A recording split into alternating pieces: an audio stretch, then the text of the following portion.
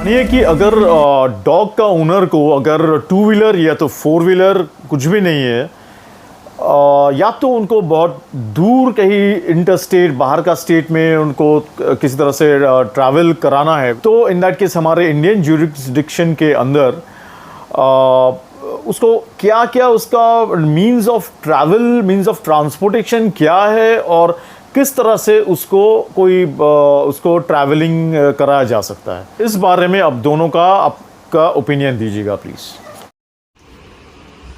अब बात आती है घूमने की, तो क्या हम घूमने नहीं जाते? मेरे तो तीन बच्चे हैं, क्या मैं घूमने नहीं जाता? नहीं, एक्चुअली अभी 4-5 हो गए। सो बेसिकली आप जा सकते हो बहुत ही इजीली। एंड अभी तो गवर्नमेंट ने हम जैसे डॉग या पेट पेरेंट्स के लिए बहुत अच्छा सोल्यूशन निकाला है कि with railways, like using railway आप कन्वीनियंटली जा सकते हो। आइदर आप एसी कूपे बुक कर लीजिए जिसपे आप डायरेक्टली डॉग को ले जा सकते हैं, या फिर आप एक और काम कर सकते हैं कि आप डॉग बॉक्स बुक कर सकते हैं। मैं तो कभी डॉग बॉक्स बुक नहीं करता। यूजुअली एसी कूपे में आपको जो क्रेडेंशियल्स चाहिए होंगे वो ये है। पहला बात तो इनका वैक्सीन रिकॉर्ड, वैक्सीन बुक जो है उसमें वैक्सीनेशन कंप्लीट होनी चाहिए। दूसरी बात जो मोस्ट इंपॉर्टेंट है वो फिट टू ट्रैवल सर्टिफिकेट आप ज़रूर अपने वेटनरियन से जाने से 1 या 2 दिन पहले बनवा लें। एंड आप जिस दिन बोर्ड करोगे ना ट्रेन, लाइक जब आपका ट्रेन का टाइमिंग है उससे एटलीस्ट 2 घंटा पहले वहाँ चल जाए, पार्सल ऑफिस में चल जाए। इनके नाम का भी एक छोटा सा टिकट बनता है, राइट? उसको आपने बना लेना एंड आपने इनको इजीली ट्रेन में लेके अपने साथ सोते बैठते चल जाना। हाँ, by the way, during the travel don't feed them, don't feed any dogs during the travel. अगर आपको लग रहा है बहुत लंबा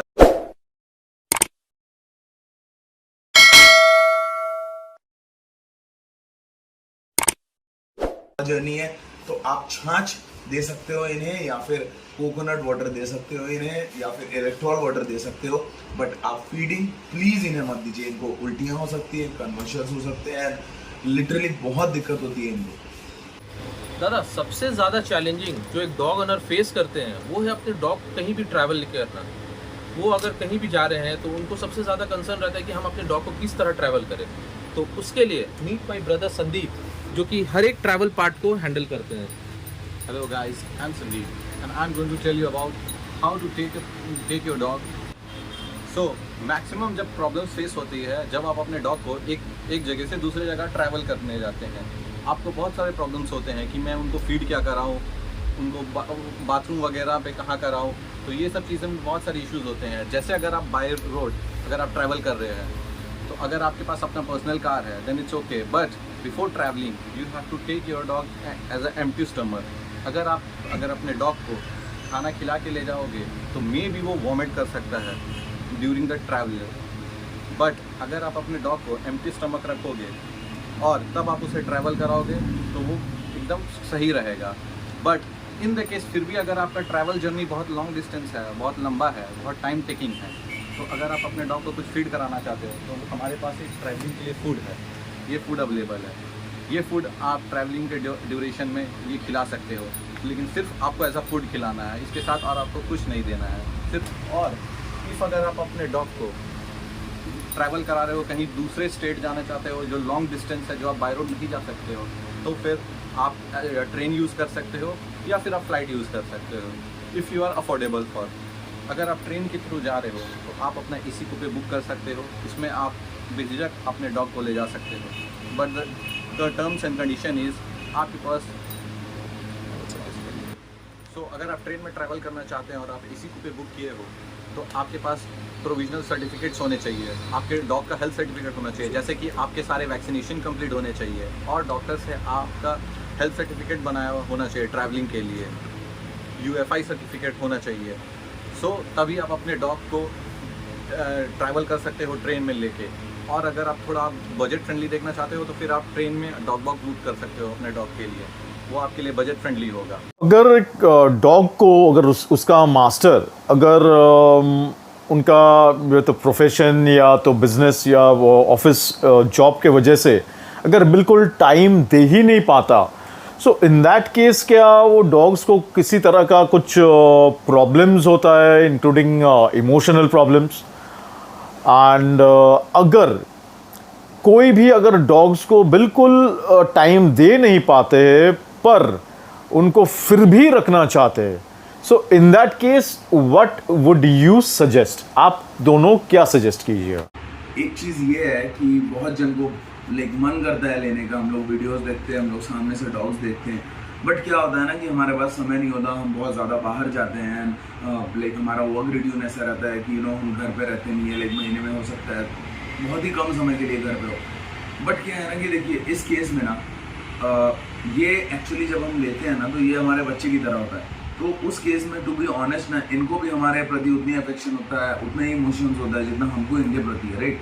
तो अगर आप लाइक एक डॉग ले लेते हो क्योंकि आपका मन कर रहा है एंड आपके पास पैसा है एंड आपके पास टाइम नहीं है, ट्रस्ट मी आप जिंदगी का सबसे बड़ा गलती कर रहे हो। मतलब ये वैसे ही हो जाएंगे लाइक अगर आपका अपना खुद का बच्चा हो एंड आप उसको जब पैसे की जरूरत है, जब खाने का जो चीज़ का जरूरत है आप पूरा कर रहे हो, बट आप सामने नहीं हो, वो कुछ भी कर सकता है, वो खुला अपना मर्जी का मालिक है, तो वो जैसा बिगड़ सकता है ये उससे 3 गुना ज़्यादा बिगड़ सकते हैं। उस समय ना बहुत सारे इंसिडेंट्स हो सकते हैं। तो literally I would request, if you seriously don't have time, if you don't have like that kind of work जिसकी वजह से आपको बाहर रहना पड़ रहा है, उनके साथ नहीं रह पा रहे हो, don't get a dog. You might, if you don't have money, I can tell you ways how to keep a dog. If you don't have space, I can tell you ways how to keep a dog. But if you don't have time, please don't get a dog. देखिए, अगर आप एक puppy रखने का सोच रहे हैं, एक डॉग रखने का सोच रहे हैं, लेकिन अगर आपके पास टाइम नहीं है उसके लिए, तो then I am sorry, please मत रखिए। क्योंकि डॉग्स भी आपके किड्स की तरह, आपके बच्चे की तरह है, वो भी आपके घर पे उतना ही प्यार से रहता है जितना एक आपका बच्चा रहता है। तो अगर आपके पास टाइम नहीं है तो मेरे हिसाब से आपको रखना नहीं चाहिए, क्योंकि आपको मैक्सिमम एटलीस्ट एक दिन में हाफ एन आवर सुबह, हाफ एन आवर शाम को टाइम देना ही है। अगर बात करें इमोशंस की, तो डॉग्स में ह्यूमन से ज़्यादा इमोशन होता है। वो अपने पेट ऑनर को एज अ डैड और मॉम जज करते हैं और उनको एक्सेप्ट करते हैं। तो अगर आप बार बार कहीं ट्रैवल कर रहे हैं, आप अपने डॉग को किसी लॉजिंग में या फिर पेट हॉस्टल में अगर रखते हैं, तो उनका जो नेचर है वो बहुत ज़्यादा चिड़चिड़ापन हो जाता है, वो बहुत ज़्यादा एग्रेसिव हो जाते हैं, क्योंकि आप जैसा उसका केयर कर पाएंगे कोई और नहीं कर पाएगा। इसलिए मेरे हिसाब से अगर आपके पास में टाइम नहीं है, प्लीज़ मत लीजिए। अगर आपके घर में अगर न्यू बॉर्न बेबी है या तो एक इन्फेंट है, तो इन दैट केस डॉग्स को उसके साथ रखना, is it safe at all, is it good at all? हम लोग उसके साथ रख सकते हैं क्या? आप लोग क्या बोलिएगा? देखिए भैया, अगर मैं बात करूं कि आप छोटे न्यू बॉर्न बेबी के साथ डॉग रख सकते हो कि नहीं, जैसे हम लोग जानते हैं ओवर द नेट बहुत सारे वीडियोस वगैरह भी है इसके, तो बेसिकली हर डॉग अगर आप बढ़िया से रखो तो टेम्परमेंट बहुत ही बढ़िया होता है। जैसे कि अगर मैं लाइक फर्स्ट कीजिए, जैसे कि लास्ट ईयर में अपना डॉग लिया, वो अमेरिकन बुली जो लिया था वो पिटबुल का वैरायटी है, जो कि न्यूज़ में बहुत छाया रहता है कि काटता है, ये होता है, वो होता है। बट उसके साथ ही लाइक मेरी बहन की जो डॉटर है वो 1 महीने छोटी है उससे, एंड दोनों साथ में बड़े हुए, राइट, साथ में खेलते हैं, वो उसको पर चढ़ जाती है, कभी कोई दिक्कत नहीं हुआ। लेकिन हाँ, अगर मैं हेल्थ इशूज़ का, ये तो हो गया टेम्परमेंटल इशू, बट हम लोग हमेशा सामने रहते थे, बिकॉज ये इतने भारी भी होते हैं और इनमें इतना जोर भी होता है ना कि एक बच्चे को ये लिटरली हर्ट कर सकते हैं प्यार करते हुए। काटने का बात तो आप छोड़ दीजिए, बट अगर मैं बात करूं कि कुछ दिक्कतें, हाँ देखिए, न्यू बॉर्न बेबीज़ को, कोई बेबीज़ को ना, इनके जो हेयर्स है ना उससे ना एलर्जी होती है। तो जब जिस बच्चे को हेयर एलर्जी वगैरह हो, या फिर डॉग एलर्जी भी होते हैं कोई लोगों को, तो उस केस में ना फिर आप बहुत मुश्किल में पड़ जाओगे। सो बेसिकली अगर मेरे मानो तो अगर आपके पास वैसा टाइम नहीं है कि आप 24 घंटे अपने बच्चे और अपने डॉग के साथ एक साथ ऐसे रह सको, तो फिर या फिर वैसा कोई आदमी नहीं है आपके पास, तो you shouldn't consider getting a dog if you're planning for a baby or you just have a newborn baby. After 5 years, amazing. These guys are like crazy. अनिदा, देखिए, अगर आपके घर पे छोटा बच्चा है या मीन्स इन फ्यूचर होने वाला है, या फिर आप एक्सपेक्ट कर रहे हो, या बेबीज है जो भी, तो मेरे हिसाब से आपको एटलीस्ट आपके बेबी का 5 ईयर्स एज होने तक उसको अवॉइड करना चाहिए, क्योंकि मे भी हो सकता है कि जो आपका डॉग का जो हेयर है वो हेयर फॉल होगा ही। डॉग का जो हेयर है हो सकता है कि आपको आपकी बेबी को उसका एलर्जी हो, या बॉडी में रैशेज हो, या इचिंग हो सकता है। ये मीन्स कंफर्म नहीं है कि हाँ होगा ही, लेकिन बट अगर आप रखते हो तो मैक्सिमम देखा गया है, जो मेरे पास में जो कस्टमर्स आते हैं या फिर पेशेंट्स आते हैं तो उनका ये इश्यूज़ रहता है, तो फिर मैं भी उनको रिकमेंड करता हूँ कि हाँ आप किसी ह्यूमन डॉक्टर से या वेटनरी पेडियाट्रिक से मिलें ताकि आप उससे कंसल्ट कर सकें। लेकिन मैक्सिमम देखा गया है कि चाइल्ड को एलर्जी होता रहता है। आप लोग काइंडली ये बोलिएगा कि दैट इज़ एज टू घर का जो स्पेस होता है, फिर उसका जो इन्वायरमेंट, जो कंडीशंस भी होता है, उसके हिसाब से क्या डॉग का जो ब्रीड होता है उसको फिर चूज़ सिलेक्ट करना चाहिए। फिर यानी ये आपका होम का जो स्पेस और इन्वायरमेंट है उसके साथ डॉग का ब्रीड का क्या रिलेशन है। दादा देखिए, अगर बात करें हम कि हमारे ब्रीड की चुनाव की, तो इसी में लोग 90% गलती करते हैं एंड उसके वजह से ना इन ब्रीड्स को ना डिफेम किया जाता है। बेसिकली अगर आपके पास जगह है, अगर आपके पास अच्छी मिट्टी की लाइक गार्डन है या फिर आप वहाँ पे लाइक इनको स्पेस दे सकते हो खेलने के लिए, सो आप definitely you can go for the breeds like walking breeds like Labrador and pit bulls और लाइक बुलीज, जर्मन शेपर्ड्स वगैरह, बिकॉज ये हाई एनर्जी डॉग्स होते हैं एंड इनको ना बहुत ज़रूरत होती है खेलने की, इनके एनर्जी वेस्ट करने की।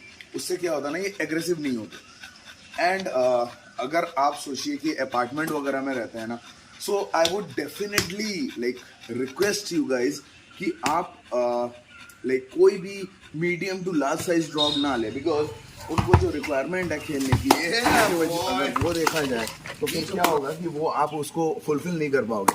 एंड अगर आप उसको फुलफिल नहीं कर पाओगे तो क्या होगा कि वो डॉग एग्रेसिव होगा एंड देन लाइक, तो अगर आप अपार्टमेंट में रहते हो, जैसे कि अर्बन एरियाज़ में मोस्टली लोग अगर देख रहे होंगे, तो अपार्टमेंट लिविंग में क्या होता है कि हमारे पास जगह की कमी होती है, टाइल्स वगैरह होता है, तो उस पर हम लोग खिला वाला नहीं सकते हैं डॉग को ज़्यादा। तो I request you guys to consider some small breeds और toy breeds which you can easily keep and उनका एनर्जी रिक्वायरमेंट जो है वो पूरा हो जाता है। जैसे कि अगर मैं बहुत छोटा हूँ तो मैं एक छोटे से जगह में खुश रह जाऊँगा, बट अगर मैं बड़ा हूँ एंड मुझे वर्कआउट करना है एंड मैं वैसा फीड ले रहा हूँ और अगर मुझे वर्कआउट नहीं करने दिया जा रहा है तो चिड़चिड़ापन आना स्वाभाविक है। So it's like that only. तो आपका ब्रीड का चुनाव जो है ना वो डिपेंड करता है कि आप किस जगह पे रहते हो। एंड हाँ, दूसरी बात, बहुत इंपॉर्टेंट बात ये है कि आपको ये ज़रूर देखना है कि आपका कंडीशन कैसा है, लाइक वेदर कंडीशंस कैसा रहता है। अगर आप बहुत ज़्यादा गर्मी वाले जगह में रहते हो तो प्लीज़ ये हस्कीज़ वगैरह, सेंट बर्नार्ड्स वगैरह मत लें, बिकॉज उनको बहुत तकलीफ होती है, राइट। और अगर आप लाइक मॉडरेट जगह में रहते हो, लाइक कूलर टेम्परेचर है, बट इंडिया के लिए तो ये breeds I don't think it's suitable, like. So that's all about choosing a breed, because वो एंड मोस्ट इम्पॉर्टेंटली आपका लाइफस्टाइल के साथ भी सूट करना चाहिए। आपके पास टाइम होना चाहिए। अगर आपके पास स्पेस है, बड़ा डॉग ले लिया एंड उसको आप टाइम नहीं दे पा रहे हो, जैसे कि मेरे पास भी टाइम बहुत कम रहता है, बट चूंकि मेरे पास स्पेस है एंड सुबह का टाइम मैं इनको डेडिकेट करता हूँ, किसी की this guy is still playing, so basically that's more than enough, like ज़रूरी है ये, ठीक है। सो चुनाव ऐसे ही करें। ये क्या आपको कंजेस्टेड नहीं लग रहा है? उसी तरह हर डॉग्स को ये कंजेस्टेड लगेगा। अगर आप एक छोटे से स्पेस में कोई बड़ा साइज का डॉग अगर ले लेते हैं तो आपको सोचना पड़ेगा कि अगर आपके पास 1 BHK है या 2 BHK है या 3 BHK है, उस हिसाब से आपको अपना डॉग लेना है। ये देखिए, ये कितना स्लिपरी है, ये टाइल्स है। अगर आप डॉग्स को अपने स्टाइल्स पे रखते हैं तो उनको भी उसी तरह फील होता होगा कि हाँ ये स्लिपरी है, मेरा पैर स्लिप कर रहा है, मुझे चलने में प्रॉब्लम हो रही है। तो आप डिपेंड करता है कि अगर आपका 1 BHK है तो आप कोई टॉय साइज का टॉय या छोटे साइज का डॉग लें। अगर 2 BHK है तो आप हाउंड्स में जा सकते हैं। अगर आपके पास बड़ा स्पेस है तो फिर आप कोई भी टॉय का डॉग से मैस्टिफ ब्रीड में जा सकते हैं या फिर हर्डिंग में जा सकते हैं। वो कोई भी टॉय, वो आपको डिसाइड करना है कि आपको किस टाइप का डॉग चाहिए। लादरी, अगर एक dog if it shades too much of its फर, अगर उसका जो बाल जो है अगर वो फर को बहुत उसका अगर झड़ता है तो फिर उसका क्या सॉल्यूशन है? एंड सेकेंडली, अगर आपका कुत्ता, किसी का कुत्ता अगर बहुत ही ज़रूरत से ज़्यादा अगर वो अगर बार्क कंटिन्यूसली करता ही जाता है, बहुत ही ज़्यादा एक्सेसिव बार्किंग करता है, तो it can be real problem for the neighbours and the owner as well. Neighbours को बहुत ज़्यादा ही ऑब्जेक्शन आ जा सकता है and all. So in that case क्या सॉल्यूशंस है एज टू किसी का तरह का डिस्टर्बेंस ना हो। इनको जो शेडिंग होती है वो साल में यूजुअली एक बार या किसी किसी डॉग को 2 बार भी होती है। तो सीजन में तो देखिए बाल गिरना स्वाभाविक है, बट क्या है कि हमें ये ज़रूर ध्यान में रखना है कि अगर आपके पास हेयरी ब्रीड है, बिकॉज लैब्राडोर को भी मैं एक हेयरी ब्रीड ही कंसिडर करता हूँ। देखने में तो उतना बाल लगता नहीं है, बट टू बी ऑनेस्ट इनका भी बहुत ज़्यादा शेडिंग होता है। उसको कंट्रोल कैसे करना है? सबसे पहला बात तो ये कि अगर आपका जो डॉग है, आप देख सकते हो ये एक स्लिकर करके आती है, राइट? ये जो स्लिकर है ये ऐसे निकल जाती है। इससे अगर आप towards the direction of the hair अगर आप ऐसे करके ब्रश कर दो ना, तो डेड हेयर्स जो है ना वो यहाँ पे आ जाएंगे, राइट? जैसे आप देखिए ये डेड हेयर्स जो है ना ये आ गए, राइट? इससे आपको करनी है लाइक मंथली ट्वाइस, ठीक है? और उसके बाद आप एक काम कर सकते हो, ऐसा एक ब्रश ले लो, एक साइड हार्ड एक साइड सॉफ्ट रहेगा। हार्ड की तरफ से opposite side of the hairs में ऐसे करके चलाना है हमें, ठीक है? एंड जिस साइड सॉफ्ट है उधर से ऐसे करके। तो ये अगर आप लाइक ऑल्टरनेट कर देते हो, लाइक वीकली वंस कर देते हो, एंड अगर ये स्लीपर आप लाइक मंथली ट्वाइस कर देते हो, तो ये हेयर फॉल बहुत कम रहेगी। अब बात करते हैं स्मॉल ब्रीड्स की। तो ये एक ब्रश आता है, ये डी शेडर है बेसिकली। ये मैं कोशिश कर रहा हूँ आपको दिखाने का। ये बहुत सारे कंपनीज की आती है, मेरे पास ट्रिक्सी वाली है, थोड़ी महंगी होती है, बट मैक्सिमम लोग ये यूज़ नहीं करते हैं। बट इनको भी ना हेयर फॉल होता है, एंड वो आपके like white bedsheet, white shirt वगैरह में ऐसे लग के रह जाएंगे ना, उनको निकालना भी बहुत मुश्किल हो जाता है। तो आप ये यूज़ कर सकते हो like monthly 2 bar, of course. तो ऐसे टूवर्ड्स द डायरेक्शन करना है आपको। तो इसमें भी जो है ना, देखिए डेड हेयर्स आपको दिखेंगे, राइट? डेड हेयर्स निकल जाते हैं। सो ये कर दिया आपने, और हर हफ्ता एक बार एटलीस्ट ये कर दो, राइट? सॉफ्ट तरफ से। अब बात करूँ और एक चीज़ की, इसके बाद भी अगर हेयर फॉल की प्रॉब्लम है आपको, तो बेसिकली वो इसलिए हो रही है क्योंकि इनके अंदर से इनको ना ओमेगास की कमी है, लाइक ओमेगा 3, ओमेगा 6, ओमेगा 9, जो कि बहुत मेजर एक रोल प्ले करता है। तो देखिए आप महंगी वाली भी ले सकते हो, लाइक न्यूट्रीकोट एडवांस वगैरह जैसे बहुत अच्छे ब्रांड्स हैं। बट टू बी ऑनेस्ट मैं क्या यूज़ करता हूँ, मैं ये यूज़ करता हूँ कि मैं लाइक एडिबल कोकोनट ऑयल जो होता है ना, वर्जिन वाला, वो यूज़ करता हूँ, क्योंकि उसमें बाकी सब ओमेगाज रहते हैं, ओमेगा 3 छोड़ के। एंड ओमेगा 3 मैं अलग से फिश ऑयल ले लेता हूँ, जो मैं यूज़ करता हूँ। तो हेयर फॉल की समस्या शेडिंग सीजन छोड़ के नहीं आती।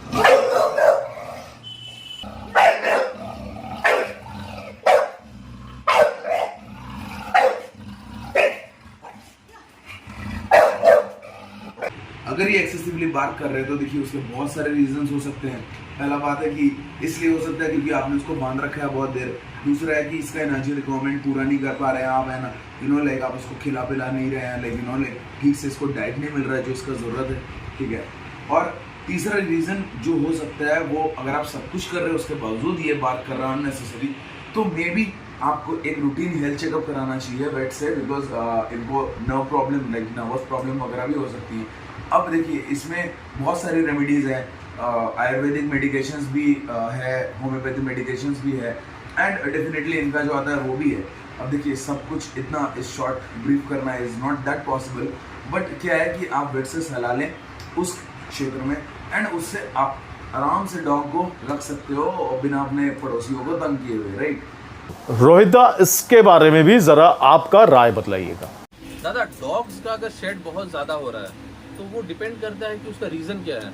या तो आप प्रॉपर कॉम्बिंग नहीं कर रहे हैं, या फिर कॉम्बिंग करने के बाद भी उसका शेडिंग हो रहा है, तो वो डिपेंड करेगा कि वो उसका मीन्स उसको अगर किसी डिफिशियंसी की वजह से या फिर स्किन एलर्जी की वजह से।